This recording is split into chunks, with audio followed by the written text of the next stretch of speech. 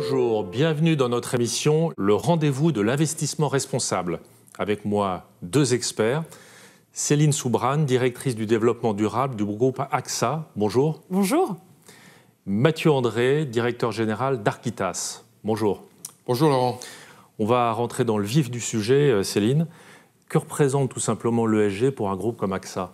Eh bien, écoutez, nous, on s'est engagé assez tôt sur ce sujet. Ça fait plus de 10 ans maintenant qu'on a mis à la fois une gouvernance et un plan d'action sur le sujet. Ça a commencé en 2013 quand on a lancé nos premiers fonds à impact. Le fonds impact, c'est un fonds qui permet d'investir dans des projets à impact positif sur des sujets comme le climat, la biodiversité, la santé, l'inclusion. Aujourd'hui, on a un fonds impact dédié au climat et à la biodiversité de 350 millions qui permettent de concilier, par exemple, des activités d'agriculture, l'insertion sociale de communautés vulnérables et un impact positif sur l'environnement. Ensuite, il y a eu, en 2015, un moment où on a été vraiment pionnier au niveau du groupe AXA, où on a fait avancer, je pense, on peut le dire, et c'est même reconnu par nos pairs, on a fait avancer toute l'industrie financière quand on a été les premiers à désinvestir du charbon. On a choisi le charbon parce qu'aujourd'hui, c'est l'énergie la plus intensive en émissions carbone. On a très vite continué sur les sables bitumineux. Et aujourd'hui, on a un objectif d'alignement de la trajectoire de nos portefeuilles sur 1,5 degré d'ici 2050. Et c'est une politique aussi qu'on applique pour nos fonds propres, mais aussi pour nos comptes de tiers, pour nos clients. Et donc, cette trajectoire, on l'a construit aussi collectivement avec les autres acteurs de l'industrie, notamment dans le cadre d'une alliance qui s'appelle la Net Zero Asset Owner Alliance, parce qu'on pense aussi qu'au-delà de ce qu'on doit offrir à nos clients, au-delà des engagements propres qu'on prend au sein du groupe AXA, on a aussi ce rôle de faire avancer l'industrie dans son ensemble. Alors, vous nous parlez d'investissement. AXA, c'est aussi et avant tout un assureur. À ce niveau-là, que représente l'ESG ? Alors, on a ces exclusions que je décrivais sur la partie investissement, on les a systématiquement aussi appliquées à nos activités d'assurance. Donc, que ce soit nos exclusions sur le charbon, les sables bitumineux, mais aussi en santé sur le tabac ou encore sur le sujet de la biodiversité, on a aussi exclu l'huile de palme liée à la déforestation de nos investissements. Donc, ces exclusions, on les applique aussi à l'assurance, à nos activités de souscription, parce que c'est une question de cohérence aussi, et de conviction et de cohérence. Et puis, sur l'assurance, on s'est engagé là aussi dans un travail collectif avec 7 grands acteurs mondiaux du secteur de l'assurance au sein de la Net Zero Insurance Alliance, où là, l'idée, parce que ça, je dirais qu'on est plus avancé aujourd'hui dans le secteur de l'investissement que dans l'assurance, à la fois chez AXA, mais aussi collectivement. Et il faut aussi maintenant qu'on construise cette trajectoire 1,5 degré sur nos activités d'assurance. Donc, qu'on revoie des règles de souscription, qu'on lance des produits à impact positif. Donc ça, c'est encore un chemin qui est devant nous. Mathieu André, avant d'évoquer Architas et son rôle en matière d'ESG, est-ce que vous pouvez nous présenter tout simplement cette structure ? Oui, tout à fait. Architas, en fait, c'est le spécialiste multigestion du groupe AXA. Nous avons vocation à construire et élaborer des solutions financières performantes et innovantes pour le compte des sociétés d'assurance-vie du groupe AXA. Céline parlait de l'investissement et de l'assurance. L'assurance-vie, c'est vraiment la croisée des chemins entre l'investissement et l'assurance. Donc c'est ça qu'on vise à faire chez Architas. Architas, en quelques chiffres, c'est 35 milliards d'actifs sous gestion ou sous conseil. C'est 200 collaborateurs et ce sont des équipes en Asie et en Europe. On va parler donc investissement responsable. Quel est le rôle d'Architas, plus spécifiquement dans l'écosystème AXA ? Architas, je pense que la meilleure façon de le définir, c'est on est une tête chercheuse. Et on s'appuie sur un écosystème AXA, comme l'a décrit Céline, hyper riche, et notre accès à la gestion externe et à nos partenaires externes. Fort de cette combinaison, notre rôle de tête chercheuse va viser à sélectionner, identifier, incuber des solutions qui vont être novatrices et performantes pour l'ensemble de nos clients dans le monde. Et quand on parle de clients, nos clients, ce sont les sociétés d'assurance vie d'AXA et les clients des sociétés d'assurance vie d'AXA. Pour parfaitement comprendre un petit peu le rôle d'Architas, est-ce que vous pouvez nous donner quelques exemples de réalisation ? Ah oui, alors des exemples, il y en a beaucoup. Tout le monde dit qu'il a toujours fait de l'investissement responsable. La vérité, c'est que c'est un sujet qui prend vraiment de l'ampleur depuis quelque temps. Et nous, je pense qu'en France, en Italie, en Asie, on a plutôt été précurseurs aussi. Notamment en France, où on a développé en 2017 la première offre d'assurance vie, ESG avec JPIP, une gestion sous mandat responsable. Donc ça, c'était en 2017. En 2018, pour le contrat d'AXA France, on a aussi développé une gestion sous mandat thématique responsable. Et je crois que c'est la plus ancienne offre sur le marché français. En Italie, en fait, pendant le confinement l'année dernière, et au vu de l'ébullition qu'il y avait autour de nous, on a décidé aussi de lancer une thématique d'investissement responsable sur 3 sujets que sont la transition énergétique, l'environnement et le climat. Offre qui a été lancée en début d'année 2021. Donc de l'idée à la concrétisation, il s'est passé peu de temps, et qui va être lancé sur l'ensemble du territoire italien cette année. Troisième exemple peut-être, qui est un exemple à venir, en Asie, où on est en train de développer une offre multithématique pour Hong Kong et la région. Et là, en dehors de l'offre en tant que telle, ce qui est d'assez intéressant, c'est que l'Asie était un peu en retard peut-être sur la prise en compte de l'ensemble de ces sujets. Et on voit une vraie accélération sur ces sujets dans la zone, avec notamment un focus, et on y reviendra peut-être, qui est très marqué sur la gouvernance. Céline Soubrane nous avait dit à quel point l'investissement responsable, c'était vraiment une thématique importante et primordiale pour AXA. Est-ce que vous disposez aujourd'hui d'indicateurs pour montrer vraiment l'ampleur de votre démarche ? Tout à fait. On avait, nous, réaffirmé l'année dernière notre raison d'être. Comme je vous ai dit, on a une histoire assez longue maintenant d'engagement sociétal sur des sujets environnementaux, sociaux et de gouvernance. On a réaffirmé cet ADN à travers la formalisation de notre raison d'être, agir pour le progrès humain en protégeant ceux qui comptent. Et autour de cette démarche, autour de notre raison d'être, on a créé ce qu'on appelle l'AXA for Progress Index, l'indice AXA pour le progrès, qui justement concentre dans le suivi de 7 grands indicateurs l'ensemble de notre action dans ce domaine. Donc on a 2 indicateurs en tant qu'investisseur qu'on suit plus particulièrement. Je vous ai parlé tout à l'heure de notre engagement d'aligner notre portefeuille sur une trajectoire 1,5 degré d'ici 2050. Bon, 2050, c'est loin. Qu'est-ce qu'on fait tout de suite ? On a fixé un objectif intermédiaire de décarboniser notre portefeuille en réduisant l'empreinte carbone de 20% dès 2025. Donc ça, c'est le premier indicateur qu'on suit. Le deuxième, c'est notre objectif d'investissement vert, parce que si on veut construire cette trajectoire, il faut aussi qu'on augmente notre part d'investissement vert. L'objectif est de 25 milliards d'ici 2023. Et si on peut faire plus d'ici là, on le fera, en fonction des opportunités.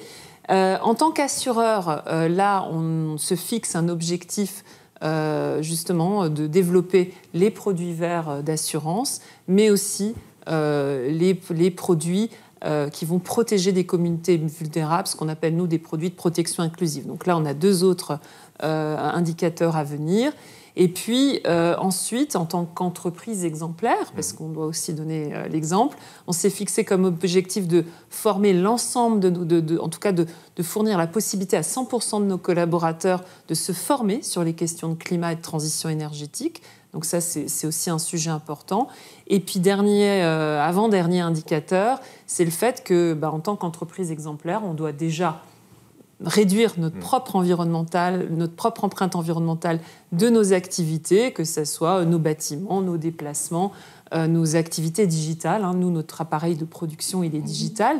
Et aujourd'hui, l'empreinte du digital, elle est énorme. Elle est plus forte que celle de l'aviation civile. Et donc, on va réduire cette empreinte environnementale de 20% aussi d'ici 2025. Et puis, être neutre carbone en offsetant, comme on le dit, les émissions restantes, de façon à pouvoir affirmer qu'on est neutre, on est une entreprise neutre en carbone. Vous avez évoqué la formation des collaborateurs. C'est compliqué d'embarquer toutes les équipes. Aujourd'hui, c'est clé parce que cette transformation autour des enjeux ESG, climat, elle se fait avant tout à travers nos équipes. Et pour eux, oui, il y a un changement de métier. C'est que, si je schématise un peu, avant, ils prenaient en compte la performance financière, les besoins du client. Aujourd'hui, ils doivent prendre en compte la performance financière, les attentes de nos clients, et puis aussi d'autres paramètres, et notamment, par exemple, l'empreinte CO2, qui est devenue aujourd'hui un marqueur assez clé, mais des fois, ça peut être aussi des marqueurs sociaux. Donc ça, c'est vraiment un changement de façon de faire notre métier. Et effectivement, il faut les accompagner, il faut les former. C'est pour ça qu'on a créé cette Climate School, cette académie du climat chez AXA. Et l'idée, c'est à la fois d'embarquer nos propres collaborateurs, mais il faut savoir que c'est aussi une offre à travers notre business unit AXA Climat, que l'on propose aussi à nos clients qui ont ce besoin de plus en plus de comprendre le risque climatique et de l'intégrer dans leur métier. Et puis, dernier élément, je pense, c'est qu'on demande des efforts à nos équipes. Donc, on intègre aussi cet indice AXA pour le progrès dans la rémunération de nos collaborateurs. Il faut aussi récompenser les efforts. Et je pense que c'est important de montrer que là, ce n'est pas que des belles paroles, mais c'est vraiment un engagement concret. Et donc aujourd'hui, notamment, c'est 30% de la part de variable des principaux collaborateurs, managers, dirigeants, qui est indexé sur notre indice AXA pour le progrès.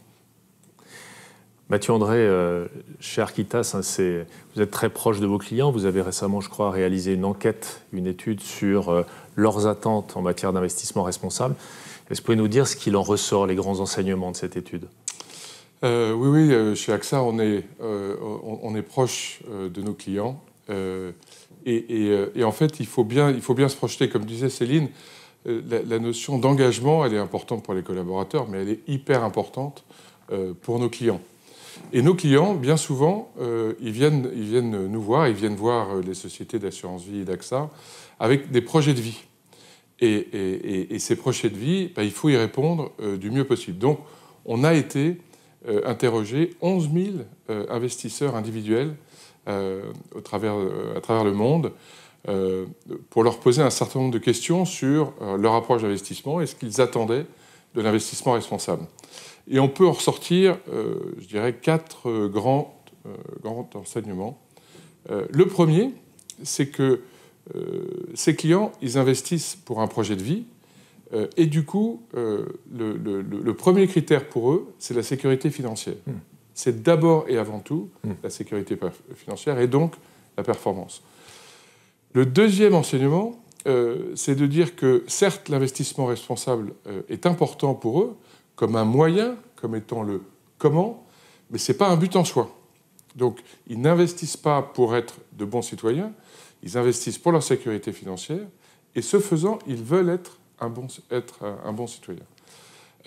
Troisième élément, c'est que les investisseurs s'attendent à avoir une performance de l'investissement responsable supérieure à l'investissement non responsable, parce que les thématiques sous-jacentes à l'investissement responsable sont porteuses à long terme et du coup devraient bénéficier ces investissements responsables. Et quatrième enseignement, qui est sans doute celui qui m'a personnellement le plus surpris, c'est en fait de dire que quand on leur pose la question de quel est le critère clé pour eux, eh bien la réponse qu'ils nous font tous dans la grande majorité, enfin l'immense majorité, et quels que soient les pays, c'est que le premier critère, c'est la gouvernance. Ça n'est pas le social, ça n'est pas l'environnemental, c'est la gouvernance. Bien sûr, les autres arrivent dans un autre différent, mais ça a été une vraie découverte.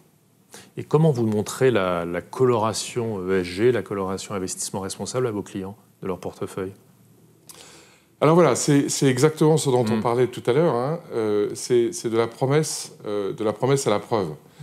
C'est de rendre des éléments intangibles, tangibles.